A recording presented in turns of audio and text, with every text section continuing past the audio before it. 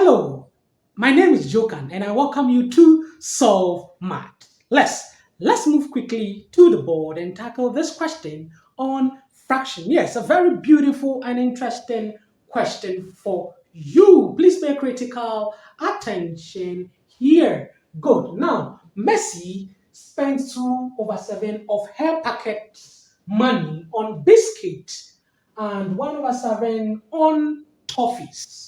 Now, what fraction of her pocket money will be left? It's so critical to always determine or tell what the question is seeking or asking for. And what is the question seeking or asking for? What fraction of her pocket money will be left? So, what? The fraction of pocket money that will be left. That is what the question is seeking for, right? Good. Now, pay critical attention here. Let's write our solution. As I always say, solution simply means how you solve it. Now, we know Messi spent 2/7 on what? On biscuit, and 1/7 on toffees.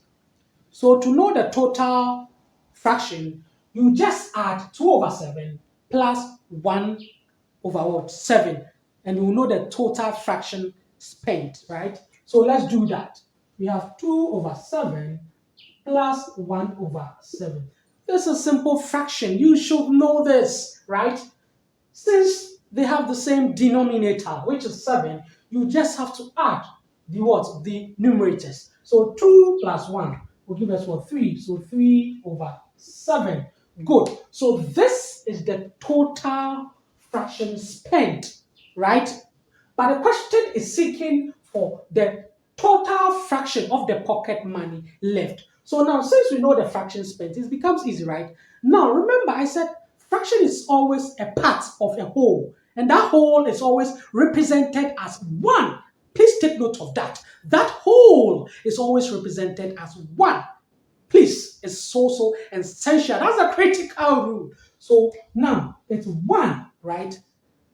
That whole is 1 minus the fraction spent, which is what? 3/7. If you're able to do that, we'll know the fraction left, right? Good. So now, this 1 whole number can also be written as what? 7/7. 7/7 is the same as 1, right? Good. Why did I write 7/7?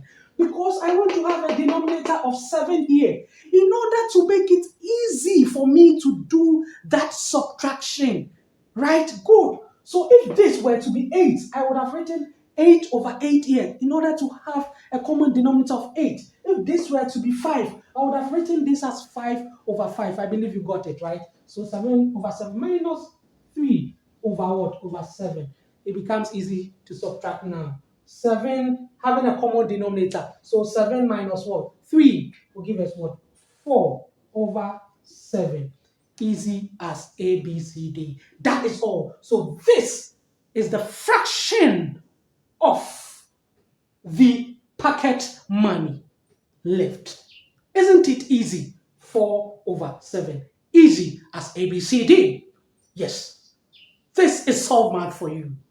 My name is GEOCAN. And this brings us to the end of today's edition of Solve Math.